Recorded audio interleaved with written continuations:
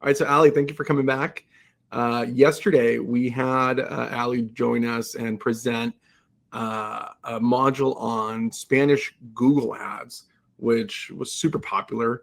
We're going to be doing a follow-up on search advertising in this quarter, so just stand by for that.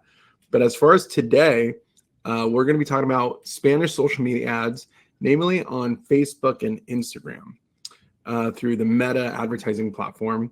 There will also be a live AI demo, so just stick around for that. This module is about 20 minutes or so. We ask you to please ask questions in the live Q&A. There won't be a Q&A segment after. Our producer is going to be fielding these questions and sending them over to us, so just please feel free to participate as needed. Now, Ali, I want to start off first with this quote that you found. That over 60% of Hispanics say that social media influences their purchasing decisions, which is 11% higher than the non-Hispanic general market. Generally speaking, when you started here, let's call it 3 years ago, more or less, what percentage of our total ad spend was social media versus what it is now? It was around 10%. I remember us having that conversation and I was telling you, Hugo, Meta is the next thing. We have to be there. And right now it's like 45 Meta and 55 Google. Yeah. So, and that's not just something that we're forcing into the customer, rather the consumer. We're just following where the consumer is. So there remains an opportunity in Google search media in general. However, there's just an increased volume and interest in trusting social media to find professional services, to find a tax professional, a lawyer, a doctor. And so going from 10% of our ads portfolio to almost 50% in a matter of a few years is pretty astonishing. And I think that's very telling of where the market is today. When you build these campaigns, can you walk us through the kind of team that's required to build strong social media campaigns? Well, we have a designer and a creative person that helps us. The most important part of these campaigns are the ads. So that's the two main team members that we will need. And then the marketer that also needs to find the right audience and an intake that can handle those leads. Got it. So we have designers, developers, creative, marketers, intake. If you end up hiring in-house, it can be a potentially substantial payroll. However, in our experience, we found that hiring contractors, vetted contractors, we have a lot of respect for the networks like Upwork and Fiverr. However, generally speaking, it's very difficult to find truly quality, dependable talent on these job marketplaces. But ultimately, it's probably best to find folks that work per deliverable as opposed to on a salary or on an hourly. So let's say we want to target, let's say we're working with a labor law attorney, right? And that labor law attorney is saying, Ali, let's get some more phone calls in our geos for people that have a workplace grievance. What is the first step? Well, we first need to choose our audience and know who are we going to target. So who are we talking about? Got it. Okay. So in this case, I want you to meet Pedro. Pedro is a Hispanic worker who is not getting paid extra hours. So this has happened to Pedro since forever. So Pedro doesn't know if this is a regular thing, is this the normal. So this is a great place to grab Pedro's attention because he's not actively searching for it because he doesn't know he has a claim. So Pedro lives in LA. Pedro loves Luis Miguel. Pedro is 55 years old, and Pedro works in the restaurant doing multiple stuff. Got it. So, and that's interesting. So that profile is going to give us an insight of how to filter people that work in a particular occupation, that live in a certain area, that are a particular age and have certain interests. Because if, for instance, if I like Luis Miguel, which I do, it suggests that I'm more than likely Hispanic, right? Yeah. Whereas if similarly, I like Univision football or Univision Soccer's the Facebook channel, it might suggest that I am more than likely Hispanic. It's not definitive, but we're working with the averages. Yes. Okay, got it. So there are multiple averages there. So if you want to build this campaign, and your objective, of course, is grabbing leads and phone calls. So when you go to Meta, these are all the possible campaigns you can create, and you're like, oh, there are so many. What should I choose? So the main two here will be leads. Yeah, that one, leads. The fourth one. There are two main types. The first type would be website leads. Got it. And you will require a landing page to do that one, because you need to send the traffic to the web. And then the other one is instant form, and I will show you an example of how that looks like in a few slides. So let's talk about this website leads one. So this is sending, so if someone's on Facebook, and because you're targeting folks like Pedro, who is likely Latino or Hispanic, who is likely a Luis Miguel fan, specific age range, probably lives in a zip code that is for blue collar workers. You're saying if we show an ad to him, that ad, the only objective for that ad is to send it to a page on the attorney's website. In this particular campaign. So in the website lead campaigns, not to the website, to the landing page. Always the idea is to drive the people to a landing page so that they can convert. Got it. So you will have to choose that objective there, generate leads through your website, and then I will get you through all the other requirements. So for the lead generation, you just choose instant forms then. And that's different because if you're on Facebook or Instagram, you see the ad and then you fill out your information while you're still on Instagram or Facebook. Yes. Yeah, so these are two totally different campaigns. Okay, got it. So once you determine which campaign, so you're either picking the experience where Pedro goes to your website or your landing page or Facebook, where does the schedule come in? So now that you have an objective, now you have to choose your schedule. So always try to create your campaign between the hours that your office will be open so that you can pick up the phone calls and follow up on forms.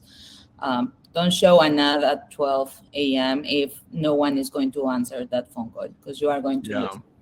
So this is the thing that we see a lot where where we inherit like a meta campaign and then they have like 24-hour campaigns. Yeah, that's crazy. Yeah, so if you're running a Facebook campaign, or if you have an agency or consultant, or you're running your own campaigns, you should audit all of your active campaigns, make sure they're only running when you can actually answer your phone calls. Because if someone else sees your ad, they're probably going to see your competitor's ad a few seconds later. And if they answer their phones while your team is sleeping, you've essentially lost that lead. And that's just the reality of it. So you want to make sure that your hours are audited on all of your campaigns. Yeah. Okay, so let's say working hours, and then what's the next criteria? You can choose your geo. So let's say this law office is in LA, and they can go also to Riverside and San Bernardino. So you can choose as counties, you can choose neighborhoods or even zip codes, but the broader, the better. Like the AI needs information to learn.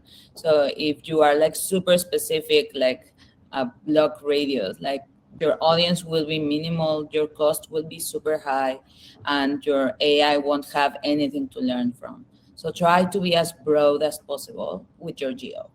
Got it. So you can get down to the neighborhood, down to the zip code, but there is and you cover this in a couple of slides where if you get too specific, it could actually hurt you. So let's discuss that in a moment. But we could also get down to the age and language. Let's talk about that. So as I said, Pedro is 55 years old, but a regular worker could be around 22. So you can choose the minimal age so that you are not showing your ad to 18-year-olds. And on languages, you can choose Spanish. So this will be also another filter so that you show your ads to the Hispanic audience and not to everybody that qualifies for your other criteria. Right, right. Now, this is the one that I think is most interesting because this does, like, if you know culture or if your marketer knows culture, rather Hispanic culture, in your local area. So, for instance, Southern California, Los Angeles County, highly dense with Mexican populations. It's not to say that there aren't folks like myself from Ecuador or from El Salvador or Guatemala that aren't part of the Southern California, but there's averages that we want to work with. And so the way you can filter down to interest, I think, is super compelling, because if you know how your local Hispanic market thinks and what they're interested in, you could just literally type the things that you think that your market is interested in, or that you know your market is interested in, and that will tell that Facebook and Instagram will know how to target that Hispanic and like the Hispanics that likely fall under this criteria. Yeah. Also, it gives you suggestions. The AI of Meta is super, super, super smart. So if you type Luis Miguel, because that's one and then you press suggestions, it will show you what other interest people that like Luis Miguel have, what other singers. So in this case, Vicente Fernandez and mariachi music. Right. And then you can even go further and broader and shorter, and then select like Pedro works in the restaurant industry. So I just typed in all the jobs you can have at a restaurant, and I didn't choose an interest in a law firm specifically, because Pedro is not looking for a law firm. He's not even aware he is able to do something about it. Right. Yeah, that's the biggest difference between Google ads and social media ads. With Google, by and large, you're putting an ad in front of someone who is saying, hey, I need an attorney right now. They type in, necesito un abogado. They need it right now. Whereas on social media, what you're doing is you're investing in the filters to put your message in front of someone who may not even know that they need your service. Mm-hmm. Like Pedro may think that not being paid overtime is the norm. And this ad that we're going to show him might be the first time anyone's ever talked to him or communicated that message to him, that maybe there's a wage and hour claim that can be made against his employer. And so you're essentially interrupting someone when they're on Facebook or Instagram. There's very little traction from people actively searching on Facebook, Instagram. What we're doing is we're employing the filtering tools to show specific messages to likely audiences. And so talk to us about this audience definition, because if you go too broad, it's too weak. And if you go too specific, you just spend a lot of money and not get anything back. So how does this green category work out? So as it start moving when you select the age, the location, and then the interests. So if you select just one interest, it will be like super broad. So the AI won't learn who is or why are they clicking on the ad. And if it's too specific and it's like 10,000 people, it's not enough for the AI to grab enough information. Right. So always try to be on the green side. When you see that you added an extra interest and it's green, that's okay. You are there. Don't do anything else. Yeah. So as you're filtering through, when you're creating these campaigns, and these campaigns are super easy to create. Like when you create, let's just start again with those steps. Let's say you want people to fill out information on Facebook. You literally click the instant form campaign. You choose the hours as to when you can answer calls. You pick, let's call it a city or a county, the age of persons that you likely want to reach, the language that they speak to. And if you are Hispanic, you should likely know what your Hispanic community is interested in. If not, you probably know someone who knows what these interests are to dial into who is Hispanic, because in reality, there's no like ethnicity filter on Facebook. Yeah. And so you have to make certain assumptions through these filters. And as you're toggling through all these settings, this audience definition is going to move. It's going to tell you whether you're too broad, too specific, but you want to be right in that sweet spot in the middle. That's enough people that you can reach to get enough results from. So let's talk about these form campaigns with Pedro. So Pedro's on Facebook and he sees this ad that says, "Te falta cobrar un bono o horas extras." That's like, are you owed bonuses or extra hours, overtime hours? So talk to us about that experience. So Pedro is on Instagram. He sees that ad and he's like, yeah, that's exactly me. So if Pedro clicks on it, a form will pop up. Right? So in this case, so it says tus derechos valen, that you have rights, we defend the workers, and then there is a question, so Pedro can describe what happened, and then Facebook will pre-fill the names that Pedro used to create his account, so there are probably valid data. And then after Pedro filled the form, we can also show him a button to call the office so that he is there. This is a hot lead, so Pedro can immediately call and he will be like super qualified. Yeah, so now Pedro's going to see this ad. Again, Pedro may or may not know that he may be eligible for a claim, overtime or bonuses. And so he's going to fill out the form. And then once he fills out the form, he can call that number. Now, you say that is, I believe this is your data point. So talk to us about why you believe 60% of the success depends on your ad creative. Because people don't like to read. So I could write a lot of beautiful copy at the top of the image, but Pedro is not going to read it. Pedro is just scrolling on his phone. Yeah. He won't stop if he doesn't see an image that tells him exactly, I'm talking about you, and this is an image that will grab your attention. Yeah. I will lose him.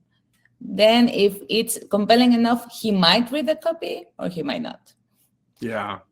Okay. So most people don't have designers. So what's the solution for someone that can't afford a full-time designer or doesn't know where to look for a contracted designer? Honestly, I mean, I remember when I used to look for designers in the early days of the company, it took days because there's that Pareto principle, 80% of the best work comes only from 20% of the folks that are in the job force, right?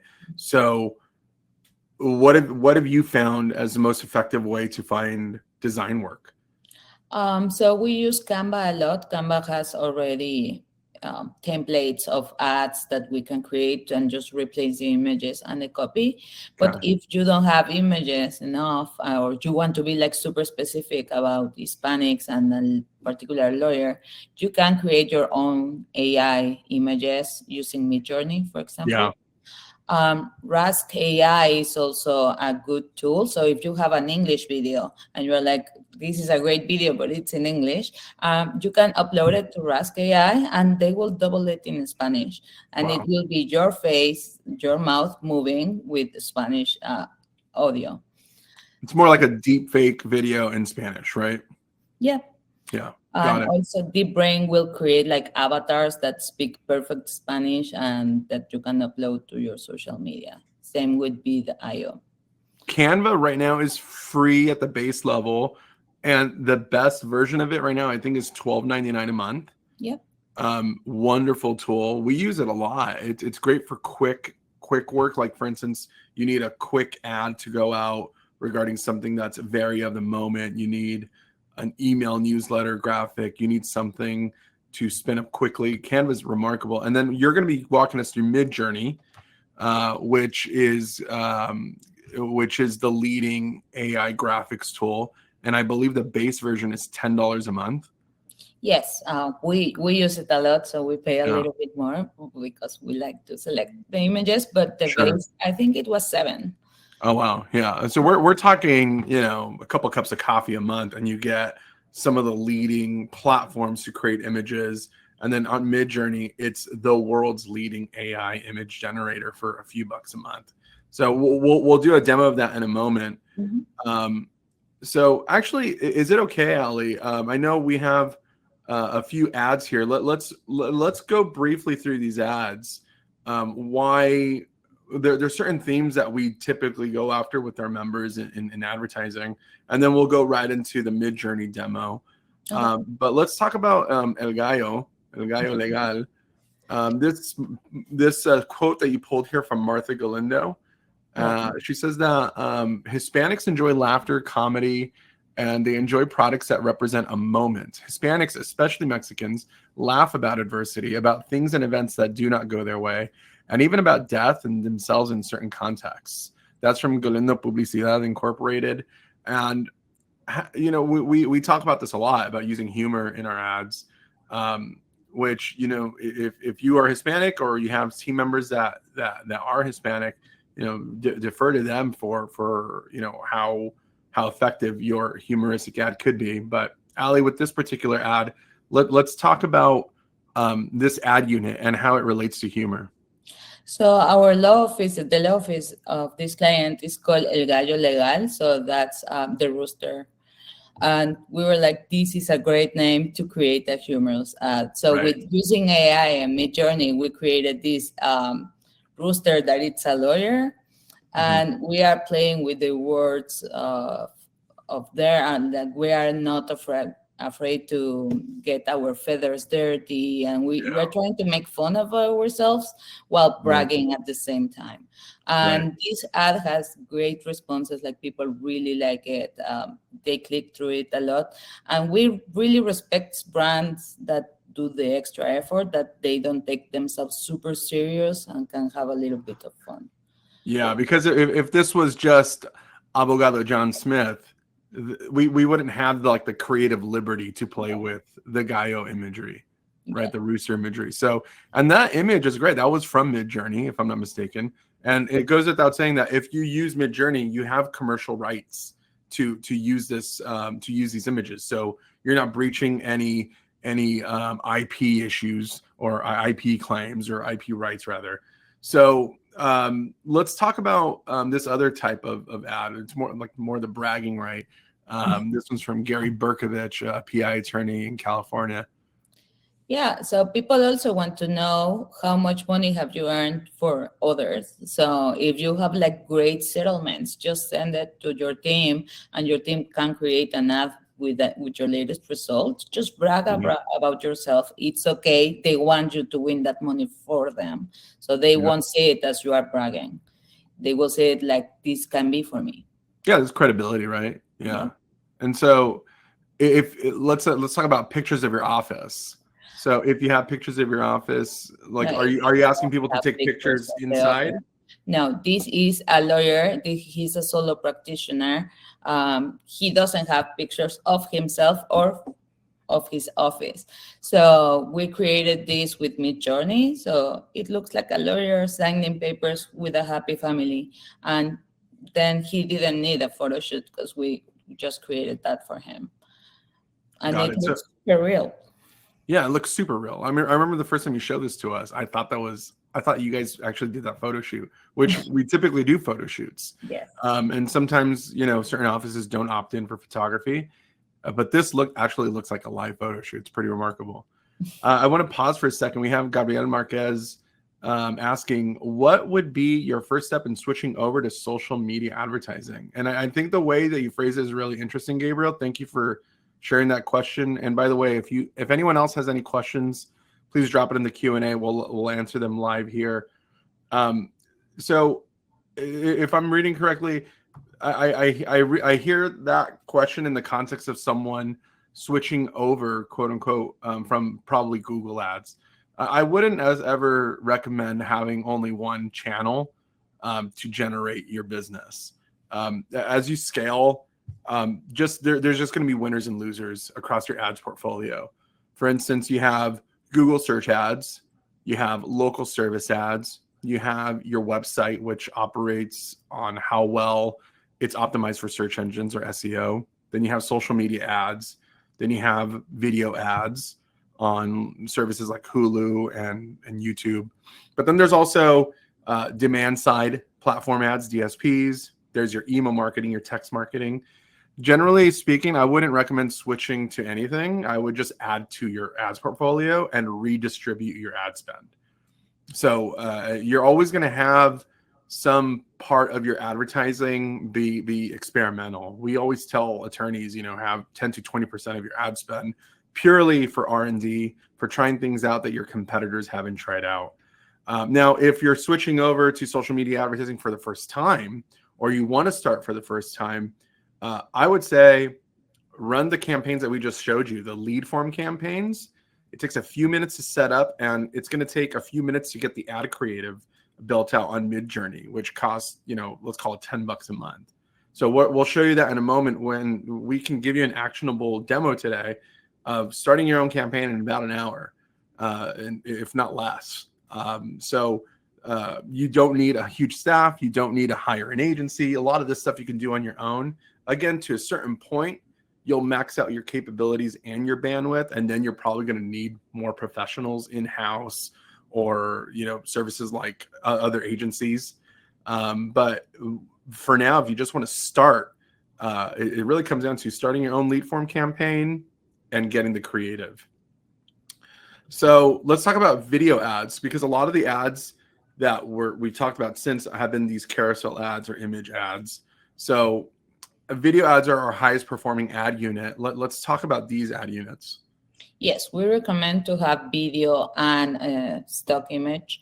So in this case, it's a footage of the team and the law office that we took, and using a stock video. So we created this combination so that it's super grabbing attention, and we have a voiceover so that it tells them what they need to do. And yeah, they have a super high click-through rate. Yeah, and all this is some of this is stock, but the in-office footage is shot by us. Like we went to their office. So again, you can have video crews. It does help, especially if you're going to run any of these assets on television. But generally speaking, it just humanizes, it just makes your firm real to Hispanics, in that you're showing the Hispanic side of your office. This is another example that we recorded. So this client brought in a real client that they won a settlement for. So she's there giving her review, and it's super real. Like, this person looks Hispanic, she's Hispanic, she's talking in Spanish. So it's super believable for everybody. Yeah, I love that. And we saw this gentleman yesterday. This is for the Friedman and Chapman, the landlord-tenant attorney. Yeah, so if you're a lawyer but you don't want to be in the videos, it's okay. We can find an influencer or an actor or a spokesperson that can explain what you do, and also leverage social media. So we didn't create this ad. It was Carol's team, and we are using it as an ad, and it's super, super, super. Yeah, Carol is our head of social media. And that's a great point you make, that when you have video content that performs well without ad dollars on social media. So Carol, our head of social media, had created this piece of content with her team, saw that it performed well, sent it over to Allie, knowing that if this works well without paid dollars, if we accelerate it with paid dollars, it can probably get a lot more interest. And I think you raise a really good point, that you don't need to speak Spanish. The majority of our members in our program, and those that are serious about Hispanic marketing, let's just take the biggest fish in the sea. It's Morgan and Morgan. They own Abogados.com. John Morgan doesn't speak Spanish. At least that's what I'm being told, right? Yeah. So, but there's always a way to represent your firm with your in-house staff. You can hire talent. It's really interesting to find different ways to communicate to the market, even if you don't speak Spanish. So we have a question here from Stephen Peck. It says, I have a campaign that I have been marketing to the English market called Check with Peck. Would like to put it into the Latino market. Stephen, thank you for your question. I like that. I mean, so you're touching base on a real opportunity here, in that Check with Peck rhymes in English, works in English. In Spanish, not sure that would be the right angle, right? We would want to go in a deep dive about where your office is located, what the general immigrant makeup is of your local community. We would want to find out what your capabilities are in answering Spanish-speaking calls or Spanish calls. So would love to dive into that, and I'll email you later, and we can potentially further dive into that.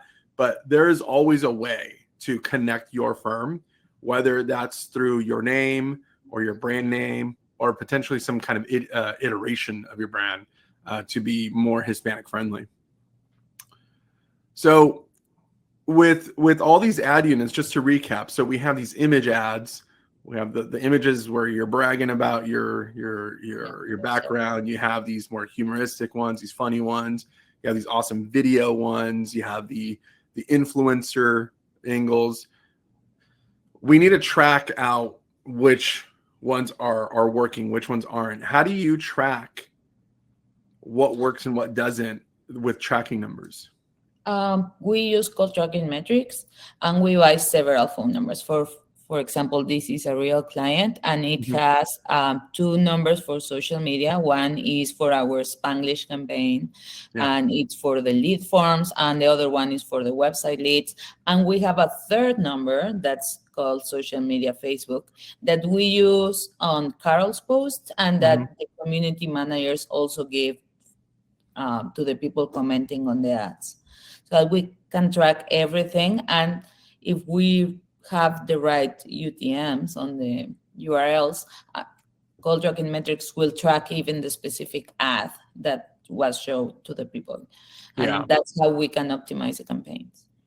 Yeah, so get a lot of phone numbers. And these phone numbers, how much do they cost each month, each one? $2.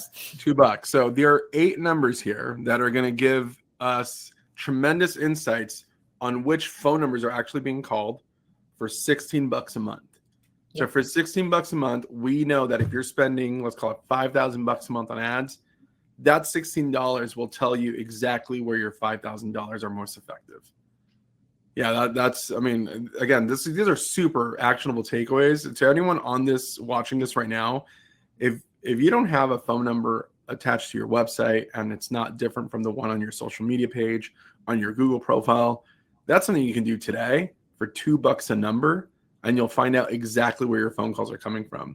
Highly recommended that you buy campaign phone numbers.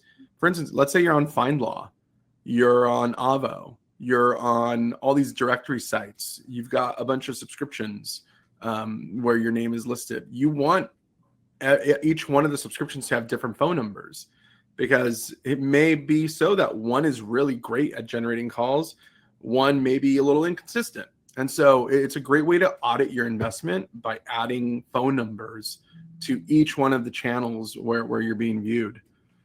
Let's see. So we have a question here from Joseph Starr. Hi, Joseph. I think we're chatting soon.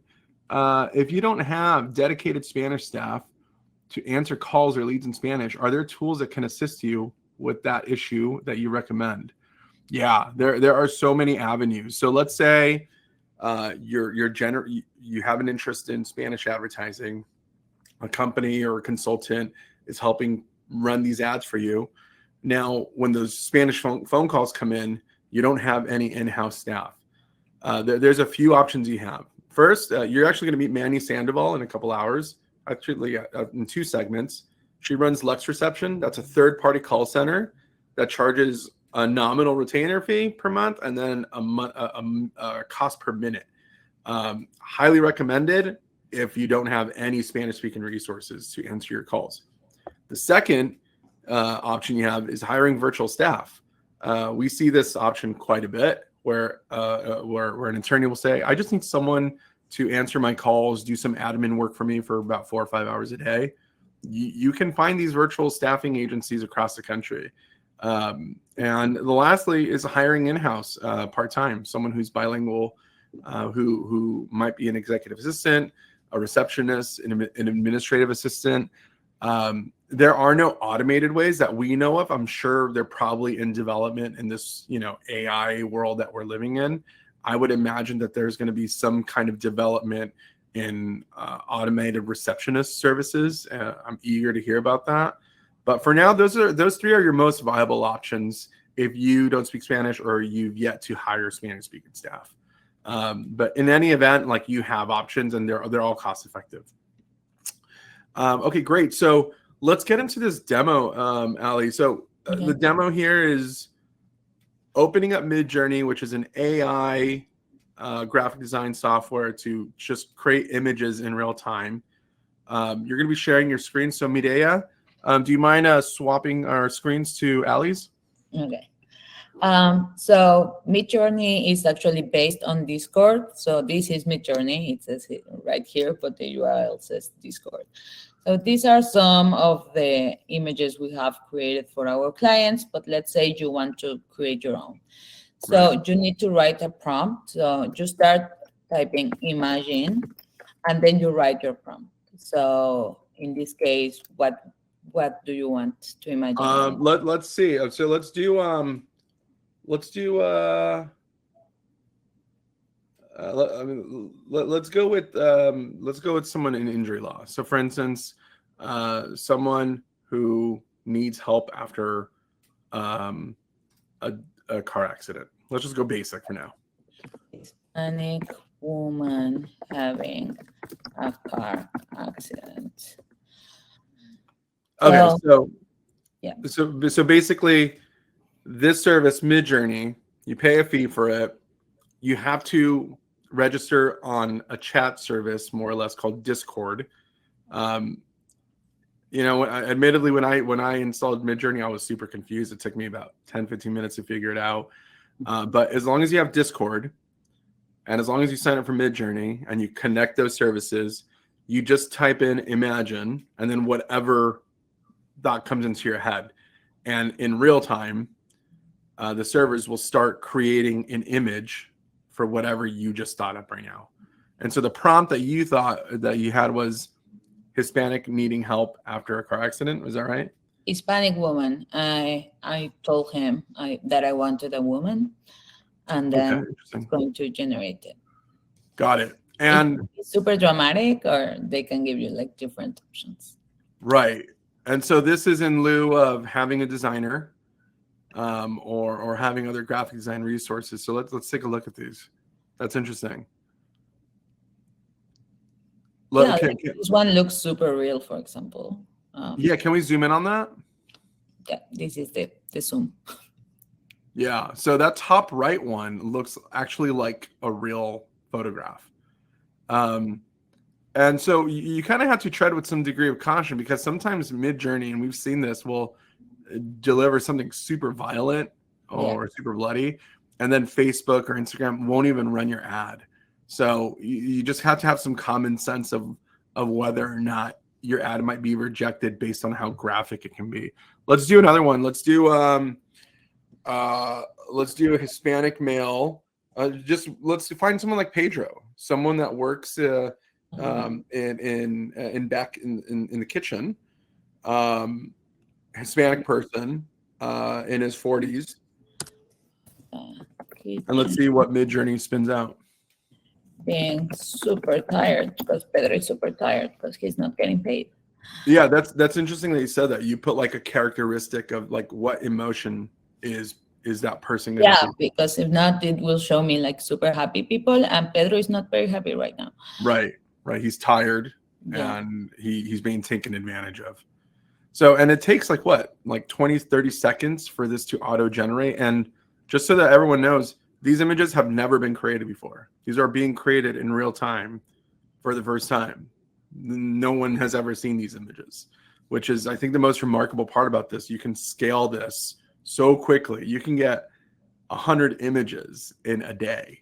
And all it really takes is your imagination and bandwidth, naturally. You need some time to do this.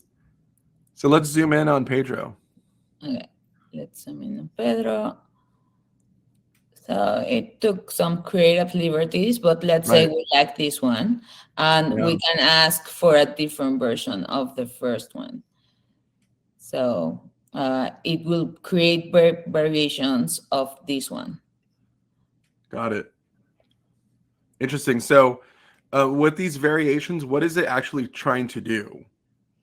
Let's say I don't like really this kitchen, so they will give me like different backgrounds, or maybe they will change Pedro a bit. Got it. Let's see. Yeah, so you could already see that it's a little more distressing, and that's the reality of certain campaigns, especially for those that work in practice areas that are a little, a little more adverse. You do need to show the reality. This isn't all just happy results. It's you need to relate to the consumer. Yeah, that's remarkable. That's amazing. So, and like Ali said, you could have Midjourney edit the background. You can have Midjourney edit the hair color. There are so many different versions of this. Let's just do one more before we wrap here today. Let's end on a happy note. Let's say it's a Hispanic family, happy because they received their residency, right? So this is like an immigration ad. They received, let's call it a green card. Let's just call it what it is. It's the green card. And they're in front of, well, for every jurisdiction, it's different. Let's just leave it at that. Let's leave the venue up to Midjourney's ideas.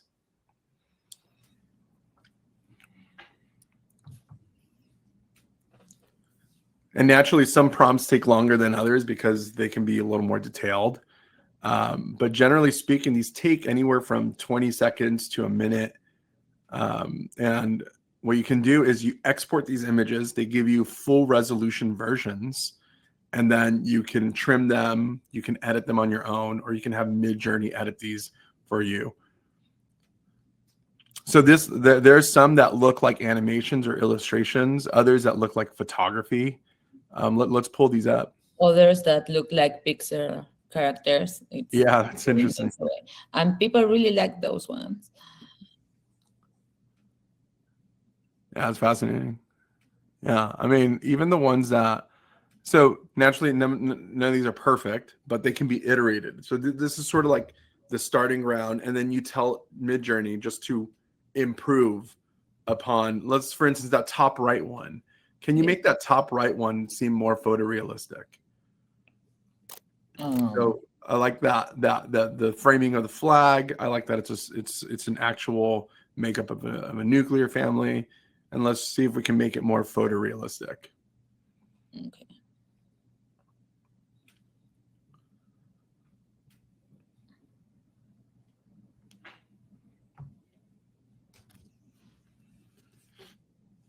And generally speaking, when you download these images, Ali, with the team, what formats do they come out?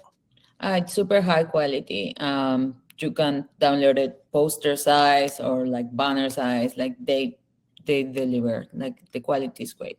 And is it more PNG, JPEG, or can you pick whatever? Yeah, you can pick. Got it. Yeah. All right, let's take a look. Amazing. So yeah, so we're getting closer to some more realistic imagery. We're not entirely there, but again, all you need to do is ask Midjourney to keep improving on what your imagination has. So yeah. I think you can rewrite your prompt and create more. Exactly. So there's virtually limitless, unlimited opportunities in your prompts. As long as you have the ideas, or you have the resources, or the help to put these ideas together on Midjourney, you can virtually think of whatever you want here.